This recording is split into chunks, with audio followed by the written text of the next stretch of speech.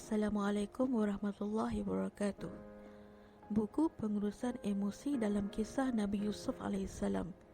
Ianya merupakan satu bahan bacaan yang perlu dibaca oleh setiap orang.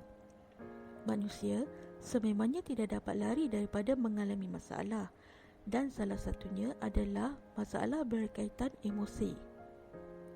Masalah peribadi berkaitan emosi semakin membimbangkan setelah dunia melanda pandemik COVID-19 jika dibandingkan dengan tahun sebelum pandemik bermula.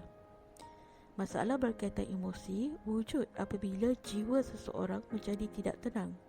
Perkara seperti kena buang kerja, pertengkaran suami isteri, kebimbangan keuangan dan sebagainya menjadi penyebab utama dalam konflik emosi.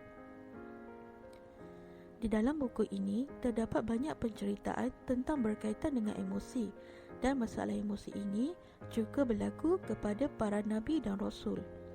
Setiap orang mengalami masalah emosi yang berbeza, dan yang paling terkenal adalah kisah Nabi Yusuf AS yang diceritakan di dalam surah Yusuf. Walaupun Nabi dan Rasul yang lain juga mengalami masalah emosi yang tersendiri, tetapi surah ini diturunkan pada waktu yang sangat genting dalam sejarah dan dakwah Rasulullah SAW. Kisah Nabi Yusuf AS yang mengalami masalah emosi sejak dari kecil sehinggalah baginda dewasa amat menyentuh hati. Bayangkan, sejak kecil lagi Nabi Yusuf AS dibenci oleh saudara kandungnya sehingga sanggup membuang baginda di dalam perigi. Peristiwa ini telah menyebabkan ayah baginda iaitu Nabi Yaqub AS menjadi buta akibat terlalu sedih mengenangkan nasib yang menimpa Nabi Yusuf AS. Walaupun Nabi Yusuf AS menerima penderitaan emosi yang sangat perit, tetapi baginda tetap tabah dalam menghadapinya, kerana baginda percaya semua yang berlaku pada diri baginda adalah ketentuan dan keizinan daripada Allah SWT. Di dalam kitab suci Al-Quran ini mempunyai penyelesaian di dalam konflik emosi yang dialami oleh manusia.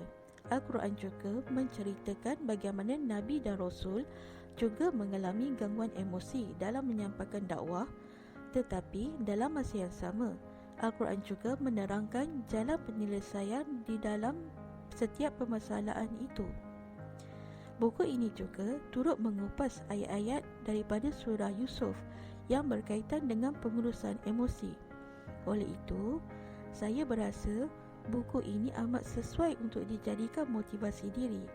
Ianya juga boleh dijadikan panduan bagaimana untuk kita mengurus emosi dengan lebih terurus.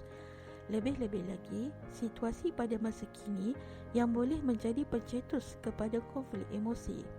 Semoga buku ini menjadi manfaat kepada kita semua agar kehidupan kita menjadi harmoni dan bijak dalam menyalurkan segala tekanan dengan cara yang betul.